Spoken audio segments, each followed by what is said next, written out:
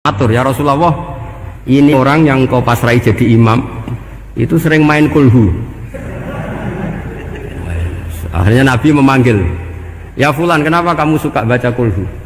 Li'annaha sifatur rahman, karena dalam surat kulhu itu semuanya menerangkan sifatnya Allah Ta'ala. Maka saya suka itu. Nabi saat itu juga dapat wahyu, ya Muhammad, kasih tahu orang itu, inni uhibbu, saya suka dia karena dia suka kulhu. Wah, itu aja hafalkan itu. Jadi itu riwayat yang lebih menggembirakan itu. Jadi tidak usah tabarak, cukup apa? Kulhu. Dan itu lebih mutawatir. Makanya kalau legenda dunia kiai itu kan ini ada cucunya Sayyidina Ali. Itu siapa yang bisa khatam Quran sekian menit, yang menang Sayyidina Ali ya, karena baca kulhu sampai 3 kali, yang dianggap takdilul Quran, sudah sama dengan baca Quran. Jadi ini ijazah terakhir, ini jadi porsinya tambah turun. Saya itu suka, saya itu punya banyak penggemar lah di Jogja, di Jakarta. Memang agama ini harus mudah. Saya itu kalau baca kulhu itu sampai nangis. Nangis saya bukan karena faham atau haru, itu enggak. Sebaik itu Allah, masa gara-gara hafal kulhu, main kulhu dicintainya? Ya karena memang Allah itu benar-benar zat yang baik. Makanya saya punya teman itu kurang ajarnya, Masya Allah, kalau tes ditanya rukun Islam berapa, nawakidul wudhu berapa, muftitatus sholat berapa, semuanya dijawab la ilaha illallah. Terakhir ditulis kafir Pak, sama anak nyalano iki. Nyalano la ilaha illallah kafir apa enggak? Gurunya bingung kan akhir. Di ek iku la ilaha illallah kok di ek. Akhirnya bocah diceluk, "Cung mas tetem piye? Mun sampean wani ngek Pak, kafir Pak." Akhirnya sugahno ribet-ribet. Pertanyaan apa tuh? Ma muktilatus sholat la ilaha illallah. Nah gitu wudu ya. Tapi jangan tiru loh. Lah gurune kok ngek kawani kafir. Siapa yang berani ngek la ilaha illallah? Ya ana meneh sing mbuweling. Angin belinge disurati wong tuane.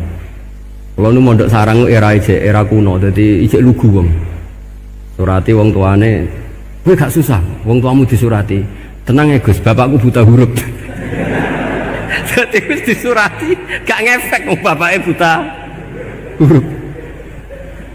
Nah, di Islam, saya ulang lagi, di Islam, dengan tanda kutip kesalahan-kesalahan kecil gini ku zaman Nabi, sahabatnya Nabi, iku kabeh udah berkah. Makanya nggak ada ilmu sebarokah kayak zaman Nabi. Wong goblok wae jadi berkah. Sampai Nabi ngendikan aksaru ahli jannah al-bulu, ake-ake penduduk swarga iku wong goblok. Mergo wong goblok iku piye? Apa dimangkeli iku ya gaweane pangeran. Nabi itu pernah disomasi wong goblok. Itu ya piye? Nabi kan cerita kiamat tuh gini. Yang kemarin nggak jadi itu. Kiamat di Indonesia kan berapa kali ya? 999 terus 2000 berapa? 12 terus Jumat apa kan sering mau ada kiamat tuh. Saya sering ditanya tamu, Gus, entah ini kiamat yang putih, entah ini barang aku, aneh-aneh. Ngkarwan layak alamuha illahu bokas bakas. Nak misalnya tenan piye Gus? Ya tenan sing kena kowe se, anak aku gak. Wae sesuk tak ngenteni kiamat ora sida kiamat. Aneh-aneh. Saya ulang lagi. Ketika Nabi cerita dasarnya kiamat itu sahabat itu nggak mikir, padahal mereka orang-orang pinter. Si mikir wong desa man. Ya Rasulullah mata sa'ah, engkau itu cerita kiamat terus tapi nggak jelas tanggalnya. Lalu itu kapan? Wah paket sahabat, oh, pinter juga. Kalau cerita itu ada tanggalnya dong. Ini kan cerita terus tapi nggak jelas tanggalnya. Apa diamuk wong desa? Ora diamuk mangkelno. Nabi meneruskan tentang ahwalil kiamah, masih menerangkan ahwalil kiamah. Dibaleni lagi, ya Rasulullah mata sa'ah, lalu kiamat itu kapan? Ini kalau ijazai jadi bodoh tapi untuk ridhanya Allah Ta'ala pun kalau lah kadang jadi pinter gue nyesal ribet dikongkonan Pak Najib barang ini akhirnya gara-gara pinter, padahal kok ya wong bodoh lah mlebu swarga ribet kan, direwangi jadi wong alim sebelum kok wong bodohnya ya melok mlebu swarga. Wong gelombang kedua itu pengumumannya siapa pencinta Nabi, pencinta wong alim masuk swarga. Yang pertama seleksinya agak ketat, yang kedua itu ya Muhibbin mun cukup mun. Jadi sebenarnya swarga ya ketemu ora jelas-jelas nih. Wah repot ya.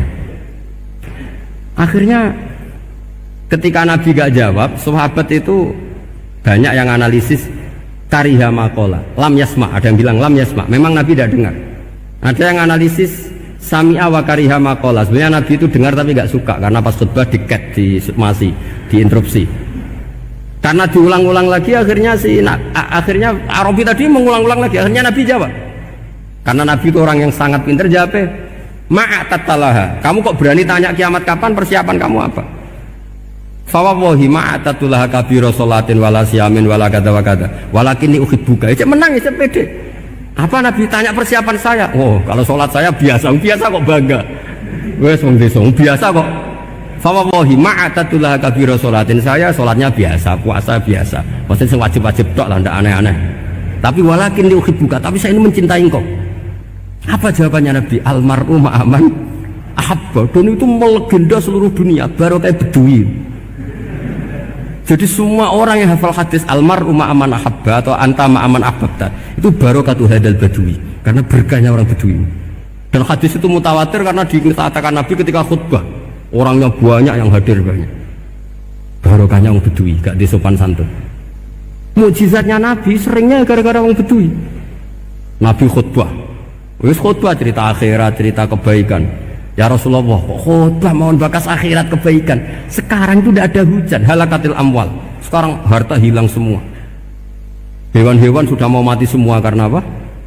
Kekeringan. Mohon jenengan rasa bakas niku, pun jaluk hujan mohon. Nabi langsung Allahumma wah langsung hujan tuwres. Nak jari ulama lah, Nabi berodok gelas putih hujan seminggu nganti akhirnya sapi ini gak mati krono kehausan tapi kelentir. Parani lah Nabi, ini orang rasa salah paren. Ya Rasulullah, wong kula yo donga udan ben ra mati, saiki mati tenggelam. Mun lereni santai weh. Nah, saya minta doa hujan supaya hewan-hewan itu bisa minum dan seger. Dan ini malah dok kelentir.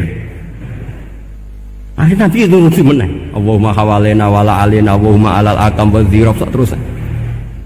Itu wong desa. Betapa barokahnya wong desa iki orang tahu. Betapa Rasulullah itu sekali ngendikan alam itu harus tunduk. Jadi min mu'jizati Rasulullah sallallahu alaihi wasallam itu sekali ngendikan alam itu harus ngikuti. Jadi Nabi misalnya ngendikan hujan, itu panitia hujan, malaikat hujan harus nuruti. Nabi ngendikan berhenti juga harus berhenti.